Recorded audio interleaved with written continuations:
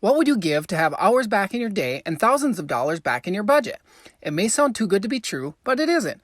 Sourcewell is a trusted partner in public purchasing, and our job is simple. We do the heavy lifting for you to make purchasing easier and more affordable. We can help source your purchases well without having to go through the painful bidding process yourself. And as a cooperative based right here in Minnesota, we're driven by service and the ability to strategically reinvest in Minnesota communities like yours. Learn more about our cooperative purchasing solutions at sourcewell-mn.gov.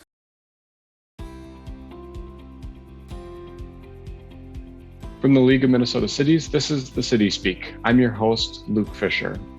I'm joined today by one of Minnesota's longest-serving mayors, Mayor Bob Byrnes from Marshall.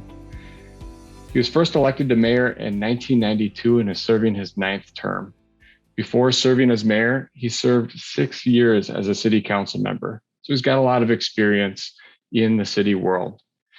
He retired after a 40-year career with the University of Minnesota, where he was the statewide director of operations for the extension. And he's got a really expansive career and perspective. And Mayor Bob, thanks so much for making time to join us today. Well, thank you, Luke. So I'm curious, what drew you to public sector service?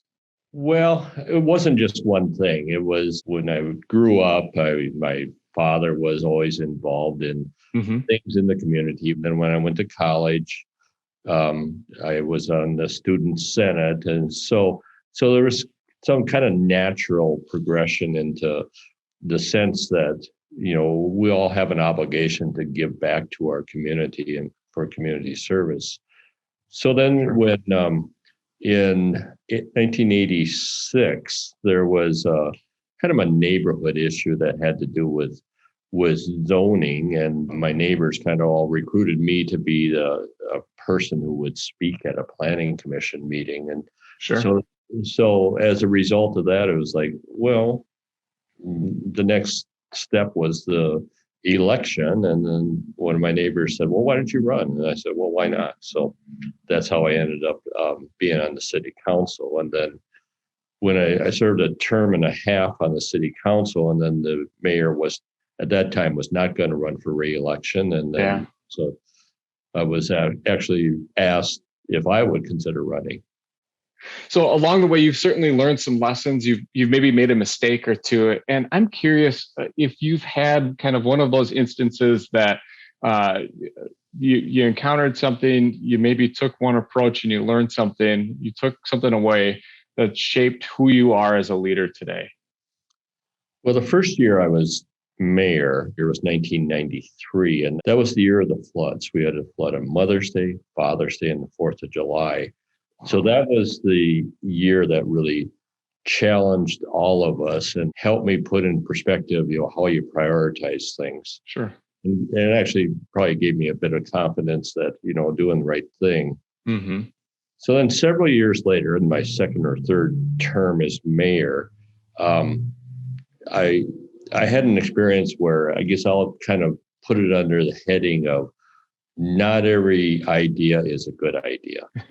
As a background on that, we have a senior center, and it's very active senior center. And at the senior center, also it's a congregate meal site, but they also prepare the meals for the home delivered meals and also other locations around the region. But at that meal site, at that time, we had a real ventilation issue in the kitchen. Yeah. And it's going to be quite expensive to repair because the ventilation duct work was actually underneath the floor, and the floor was concrete. And right about the same time, we had a brand new YMCA that opened, and they had a beautiful facility, but they also had a multi-purpose room that really didn't have a specific use or a specific purpose. And I was a charter member of the YMCA, and I noted that many of the same people that were at the senior center were also at the YMCA. You know, they're walking the track or they're playing cards and that type of thing. It was serendipitous. Yeah. So I thought, well, why don't we combine? And so I met with the YMCA board of directors, and I said, I want to have kind of a confidential discussion to just bounce an idea past you. And that idea was that the basically the senior center would be relocated to the YMCA. Mm-hmm. I thought it was efficiencies, but what I didn't consider was the constituency. Sure. And of course, even though that was a confidential discussion, nothing is confidential. So that message went back to our senior center and really caused quite a stir there.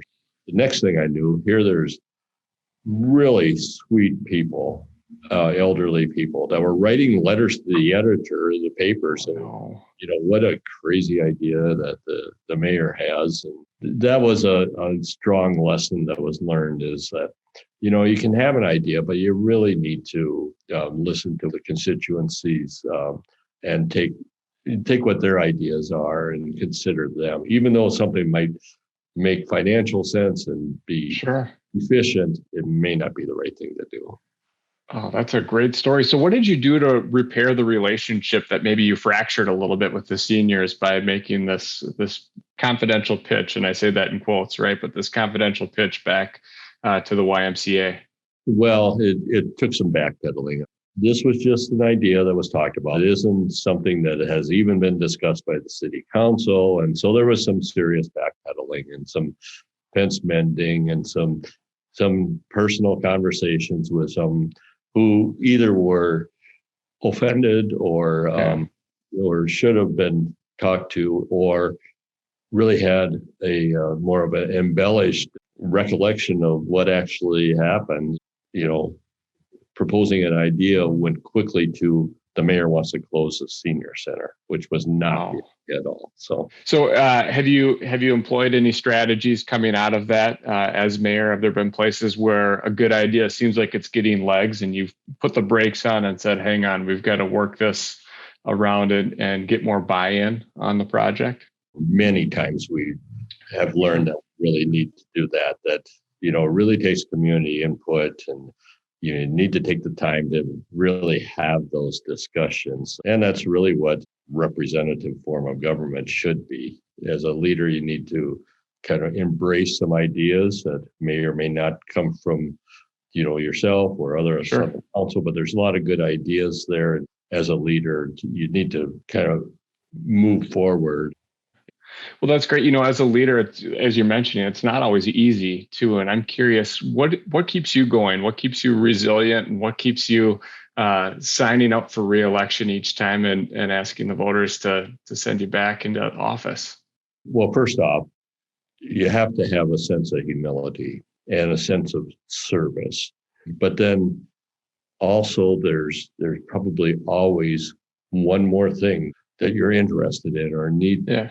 You need to follow through on, whether that's a big infrastructure project or whether, in our case, it was flood control or an event center. There's like always one more thing that, is important, and you really want to see that through.